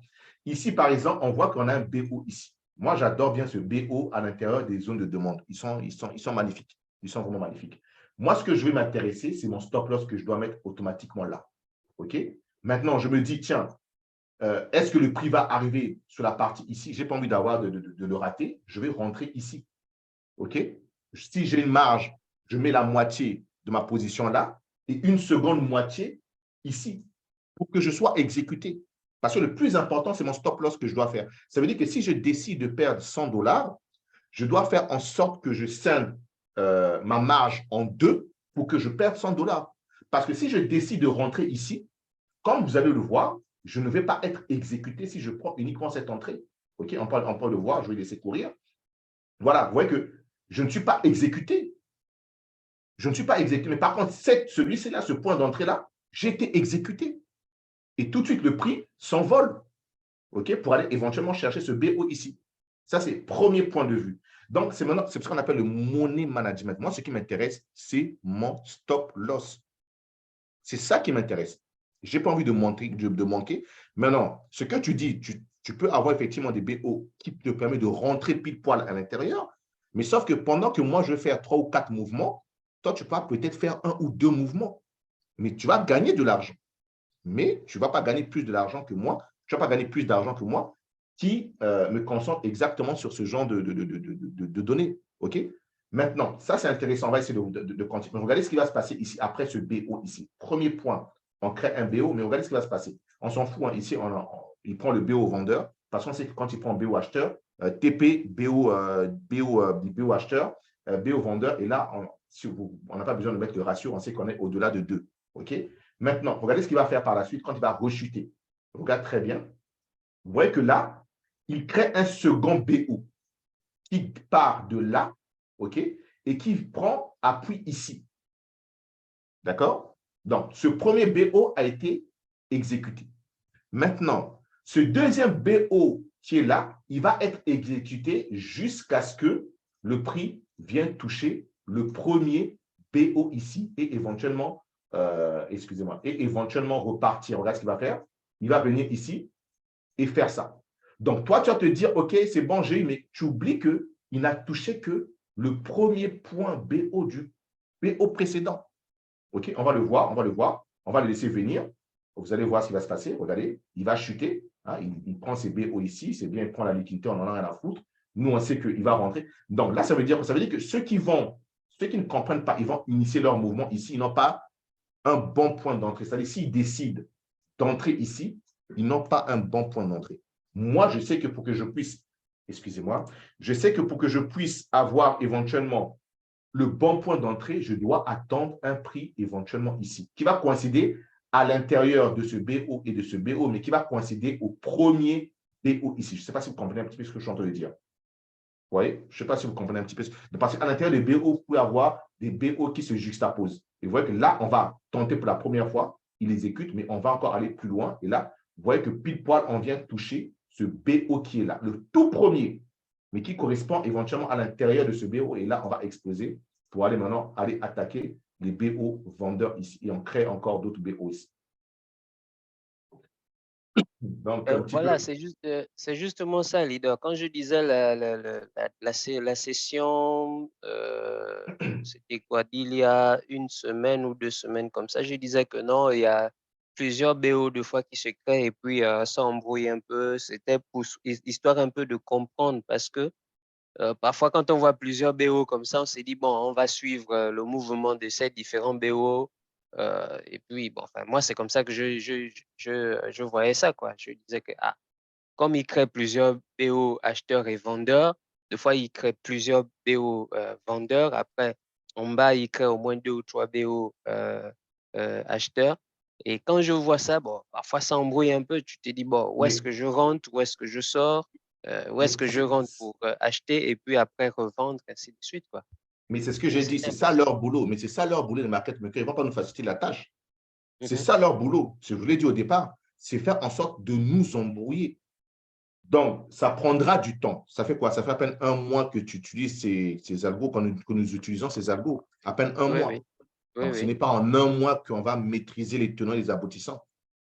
Mais c'est au fur et à mesure, à chaque séance de mercredi, samedi, répéter, répéter. Et lorsque vous faites des erreurs et qu'on revient aux séances et que ou bien vous les balancez dans notre Discord, on peut en discuter le lendemain ou bien dans les Discords pour que vous devenez un petit peu forgé. Ce n'est pas en un mois, les gars. Il faut laissez-vous le temps déjà comprendre. Vous voyez déjà que ça marche comme pas possible. Maintenant, ça vous prendra le temps de les maîtriser. D'accord? Parce qu'il fait déjà 80, ces erreurs font déjà pratiquement 80%, 70% du travail. Maintenant, le plus dur, c'est d'arriver à les interpréter. Mais une fois qu'on les interprète, c'est comme toute chose. On se donne le temps pour les maîtriser. D'accord? Vraiment pour les OK. maîtriser. OK, super. Donc, je ne sais pas si Romain est là avec nous. Romain, ou bien il est encore parti déjà, Romain. Leader Romain, tu es toujours là ou pas du tout? Tu là, oui. Ok, super. Dis-moi, la position que tu avais où tu perdais moins 22 dollars la semaine dernière, là, qu'est-ce qu'elle en est aujourd'hui? Sur les downs, bien sûr, les downs ou les ups, je ne me rappelle plus. Je suis sorti à plus 10. Bien. Et d'ailleurs, je suis sorti trop tôt parce que, bon, en fait, j'avais soit mal analysé le graphe, enfin bon, j'ai laissé courir pendant les moins 24 là. Mhm. D'ailleurs, j'aurais peut-être dû renforcer, mais bon, j'ai laissé courir et après, ben, quand j'étais à plus 10, ben, j'ai préféré couper parce que ben, Je j'a- comprends. Mais tu j'a- aurais pu gagner encore plus avec cette chute qu'on a eue c'est ces dernières ça, 24 heures. c'est bien ça. C'est pas grave, c'est pas grave. Une fois de plus, c'est que vous comprenez là, tu as vu, au départ, tu étais à plus, tu te retrouves à moins et tu sors à plus. Donc, déjà, ce que tu peux déjà retenir, c'est ce que j'ai expliqué sur Spot, ton gain, tu ne le perds pas. En plus, tu as fait quelque chose que tu devais faire, c'était de renforcer, chose que tu n'as pas fait. Mais une fois de plus, ce n'est pas grave. Soyez à l'aise, prenez, maîtrisez les points, analysez, comme j'ai dit la fois dernière, si vous voulez rentrer sur le link down ou link up, analysez le link et non le BTC. Si vous trompez, comment dirais-je, de point d'entrée, ce n'est pas grave, renforcez. Ça veut dire quoi? Ça veut dire que si vous avez 100 dollars, n'entrez pas tout de suite avec tous les 100 dollars. Rentrez avec peut-être 20 ou 25%. Et ainsi de suite, qui va vous permettre de faire du DCA. Le portefeuille va croître et vous allez voir que, est-ce que tu peux nous dire depuis que tu utilises, est-ce que ton portefeuille a pu croître est-ce que ça croît lentement, sûrement ou bien exponentiellement? Là, je parle du down, bien sûr, la partie spot. Eh ben, comme je suis resté un petit peu longtemps en négatif là, parce que j'étais à moins 24 et que j'avais utilisé pratiquement l'intégralité du portefeuille, Donc, je n'ai pas pu initier d'autres mouvements avec les autres down. Donc, ok. ça croît, mais petit, quoi. Là, maintenant que je suis sorti, j'attends, je suis en train de vérifier les différentes cryptos pour pouvoir prendre des positions correctement, quoi. Mais je pense, bon, après ça, c'est moi, hein, et étant donné que, bon, ben, je taffe et souvent j'ai des imprévus, je pense, comment dire, virer ce que j'ai sur Futur pour aller justement sur les downs et prendre des positions un peu plus importantes au lieu d'avoir des positions avec 80 ou 100 dollars, peut-être avoir plus, quoi. Voilà. Bien, super. Ça, non, non, non, non, ne le fais pas. Ne le fais pas. Pourquoi ne le fais pas? Pourquoi tu ne le fais pas? Parce que ce que je vais faire dès le mois de mars, avril, je crois, on en a déjà parlé avec, on en a déjà parlé avec pas mal d'autres personnes. On va se concentrer dès la fin du mois de mars ou avril à ce qu'on puisse faire du copy trading sur spot, d'accord, sur Fineandy. Et ça serait uniquement sur Fineandy. Sur Binance, pour l'instant, je crois que ça va être un petit peu compliqué parce que vu qu'on est en France, vous connaissez tous la situation de la France. Donc, ça veut dire que ceux qui vont vouloir uniquement faire du spot, on va ouvrir ce canal sur spot. Ça voudrait dire que vous n'allez même plus vous soucier de cette partie. Hein, d'accord? C'est moi avec quelqu'un d'autre qu'on va s'en occuper. Et j'ai vraiment envie de me concentrer uniquement sur la partie spot où on sait que c'est plutôt mieux sécurisé et où on pourra faire quelque chose. Et maintenant, je vous laisserai éventuellement la partie future pour que vous vous concentrez parce que ce n'est pas évident d'être sous les deux. On va alléger. Donc, ça serait plutôt vers fin mars, début avril. Mais une chose est sûre, c'est avant mai, on va lancer cette partie. Le temps que je finalise d'autres choses. Donc, la partie spot, ça serait copy trading sur Fineandy. OK? Et là, on va jouer sur les spots. Et comme ça va un petit peu vous dégager et vous permettre de te concentrer sur futur et laisser la partie et nous laisser la partie de gérer vos comptes sur Fineandy. Donc, ça, c'est quelque chose que je vais annoncer. Donc, pour ceux qui veulent transférer les fonds sur futur, ne le faites pas. Attendez, hein, d'accord, attendez. Et le temps que je reçoive juste les autorisations de Fineandy, je crois que j'aurai peut-être les autorisations d'ici 2, 3, 10, 15 jours après le temps que je m'organise. Et je vais vous donner ce qu'il en est. Mais sachez que ça serait contrairement, par exemple, à du copy trading sur BitGet ou sur Bybit qu'on a eu à faire sur Futur. Là-bas, ça serait du 30%, mais sur bénéfice. Ça veut dire qu'on génère des bénéfices. La GM Trading récupérera 30% de vos bénéfices. Dans tous les cas, tout sera clairement, bien spécifiquement, bien dit. Et ceux qui vont adhérer à tout cela, ils vont comprendre. Et là, vous comprenez que qu'à vos occupations, c'est nous qui gérons le reste. On fait des bénéfices. La plateforme, vous ne faites rien du tout. La plateforme nous reverse chaque semaine automatiquement les 30% de bénéfices qui ont été générés sur votre compte sur la partie spot. En fait, parce qu'actuellement, sur Futur, je suis sur BitGet, en fait. Donc, Oui. si je l'envoie l'argent sur Fineandy, ce sera déjà bon, quoi. C'est pour ça. Non, non, oui, mais Si vous dans voulez tous les faire cas, le copy trading sur Fineandy, l'argent sera déjà là-bas. C'est pour ça parfait. que j'ai dit, j'enlève ce qu'il y a sur BitGet, en fait, Oui, pour pouvoir l'envoyer sur Fineandy en attendant que vous mettez en place. Et ben, je parfait, profite sur Spot puisqu'on n'est pas parfait, perdant.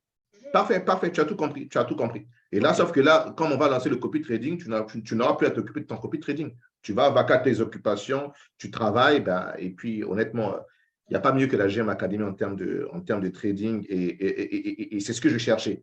Et je vais garder cela pour au moins arriver à générer du 30 à 50% mensuel. D'accord? Donc, il y a moins de stress.